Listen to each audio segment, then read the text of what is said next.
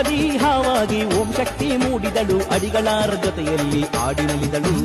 ಮುತ್ತದಿ ಹಾವಾಗಿ ಓಂ ಶಕ್ತಿ ಮೂಡಿದಳು ಅಡಿಗಳಾರ ಜೊತೆಯಲ್ಲಿ ಆಡಿನಲಿದಳು ಅಡಿಗಳಾರ ಭಕ್ತಿ ಕಂಡು ಅಮ್ಮ ಒಲಿದಳು ಅಂಬೆ ಓಂಕಾರಿ ಭಕ್ತರಿಗೆ ಭಾಗ್ಯವಾದಳು ಹಾ